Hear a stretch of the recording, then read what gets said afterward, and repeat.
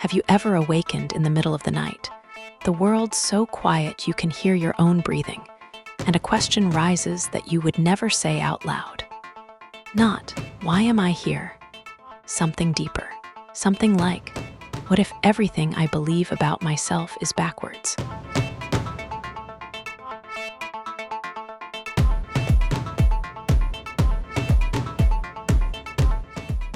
What if the person you see in the mirror isn't the real you at all? What if the deepest part of your being has always been eternal, unlimited, completely free?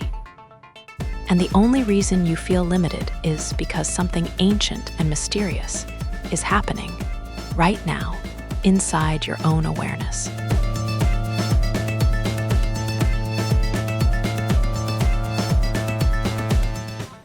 If you are eternal, why do you feel so limited?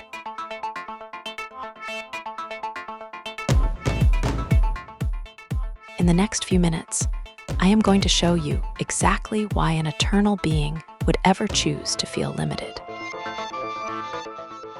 And what happens when you finally remember who you really are.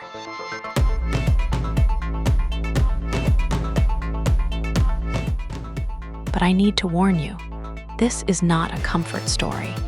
This is a mystery, and some of the clues will unsettle you before they free you. Stay with me. We are diving into one of the greatest paradoxes in existence. The paradox of the unlimited experiencing limitation. Why does eternal consciousness choose to feel small, temporary, and afraid of death? Here is what we are about to discover. The ancient paradox, Maya, the illusion. Imagine walking a familiar path at dusk. Up ahead, something coils in the grass. Your breath catches, your body freezes. Every instinct whispers danger, but you step closer. And you see, it was never a snake. It was a rope, a simple rope, half buried in shadow, that the fading light twisted into something terrifying. The fear was real. The snake was not. This is the ancient teaching of Maya. Not a lie exactly, but a trick of perception.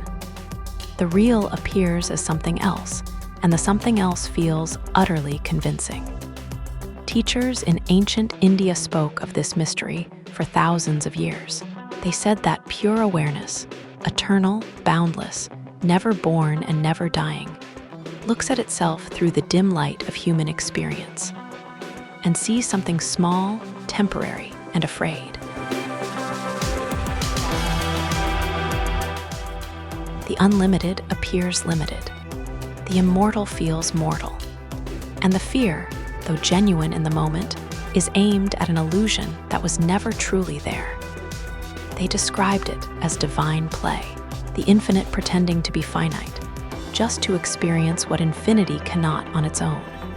Contrast, surprise, longing, and the exquisite art of forgetting. The same paradox appears in the West. Christian mystics spoke of God becoming man, the eternal entering flesh, the unlimited choosing limitation. Philosophers called it the absolute paradox. How can the infinite become finite without ceasing to be infinite? Across every tradition, the answer echoes. The limitation is not a mistake, it is a doorway. But a doorway to what?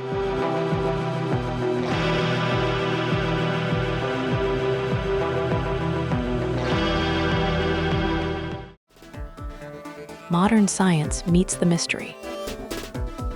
Consciousness after death. Let me tell you about a woman named Pam Reynolds. 1991. She needed brain surgery so dangerous that the doctors had to drain all the blood from her head. Her body temperature dropped to 60 degrees. Her brain was shut off completely. Flatline. No activity. Loud clicking sounds were placed in both ears to monitor her brainstem. She was, by every medical definition, gone. And then she came back. She described, in exact detail, the surgical tool they used to open her skull. A tool she had never seen before. She described the conversation the surgeons were having. She described a joke one of them made, all while her brain showed zero activity. The doctors had no explanation. She should not have known any of it, but she did. This is not a ghost story. This is documented in medical literature. There are thousands of cases like hers now.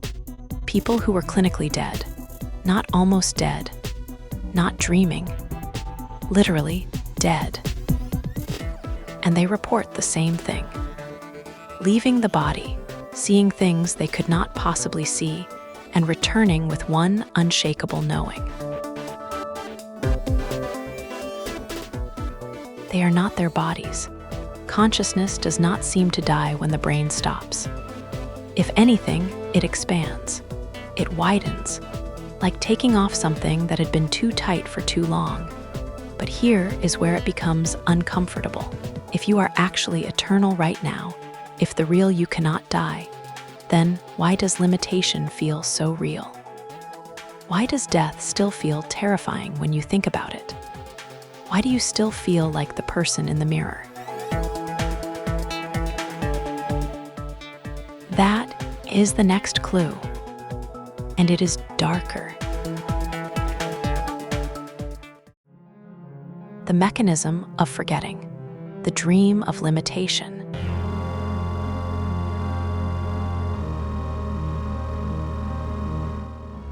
There is a mechanism, and I need you to sit with this because it will feel unsettling before it feels beautiful.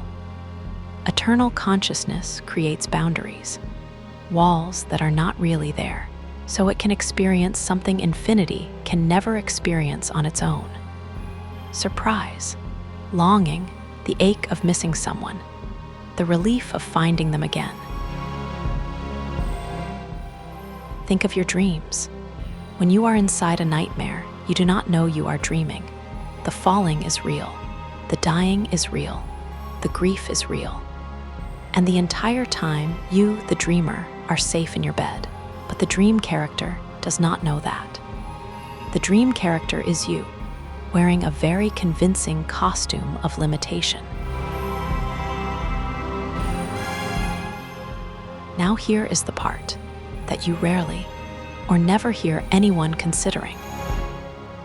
What if the dreamer has forgotten they are asleep so completely that even the idea of waking up is just another dream thought?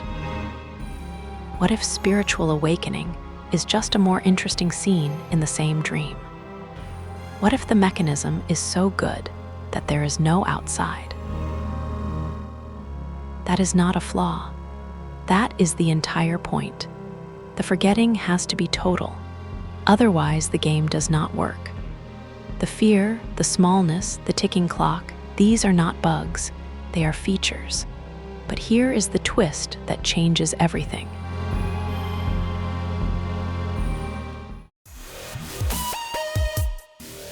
The abyss.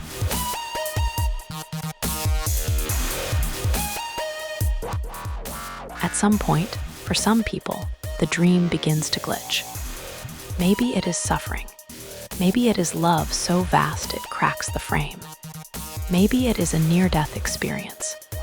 Or maybe it is simply one too many nights, staring at the ceiling, wondering, is this really all there is? You almost remember, you catch a glimpse. For 1 second, you feel infinite, safe, home. And then you snap back. This is the part nobody warns you about, the false awakening. You think you have seen through the illusion, but the illusion simply swallows your insight and makes it part of the story. Oh, I am spiritual now. I had a realization. And the dream continues, slightly more interesting, slightly more elevated, but still a dream. This is the abyss. Realizing the trap is perfect. Realizing the prisoner and the warden are the same person. realizing you built this prison yourself, and you built it so well that you cannot find the door. It is terrifying. Because if the infinite built the trap, can the infinite escape it? Yes, but not the way you think. The return, playing consciously. You do not wake up by accident. You do not wake up because you read the right book or met the right teacher. You wake up because you refuse to keep sleeping. The game is designed to keep you in character, so stepping out of character is an act of quiet rebellion. Not violence, not force, just a crack in the code. It happens in one moment. The moment you stop asking, "Why is this happening to me?" and start asking, "Who is asking?" That is it. That is the crack. You do not destroy the game. You do not float or glow. You simply stop playing unconsciously. The unlimited awareness that has been pretending to be limited begins to remember, not by leaving your body, not by rejecting your life, but by playing consciously. Limitation was never the opposite of freedom. It was freedom wearing a very good costume. And when you see that, death loses its sting. Not because you deny it, because you see that what dies was never the real you.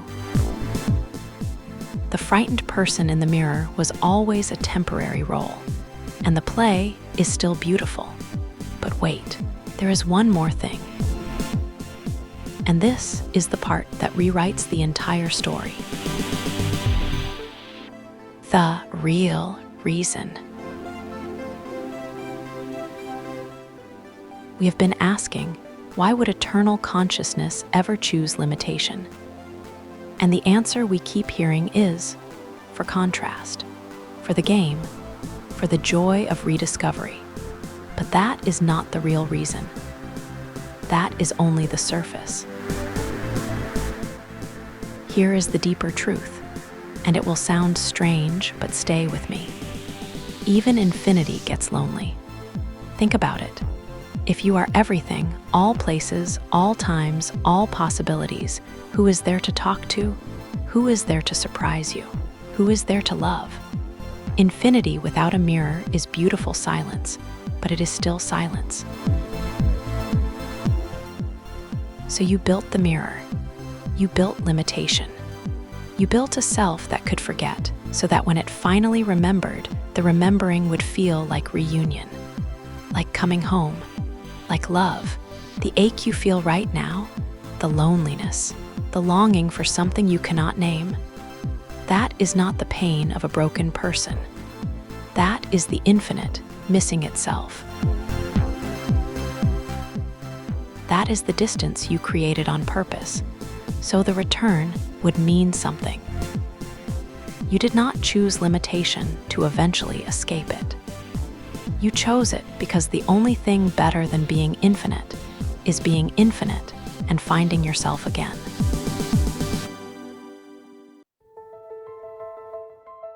The greatest love story. So here we are.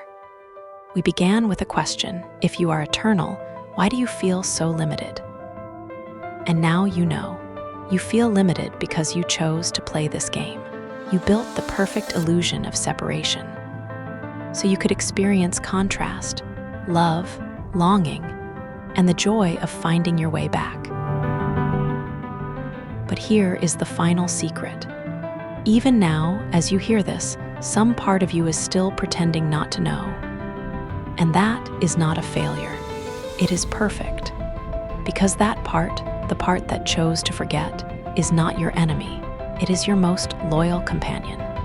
It is keeping the story alive just a little longer, making sure the dream stays vivid, making sure the reunion, when it comes, is worth everything. You are not a limited being trying to become eternal. You are eternal awareness, wearing a very convincing mask. And the mask is not a mistake. It is a gift. If this stirred something in you, that strange mix of recognition and tenderness, leave a comment and tell me what part touched you most. If it helped you remember, even for a breath, please like and subscribe. Thank you for watching. And remember, you were never the character in the dream. You were always the one dreaming. Sleep well.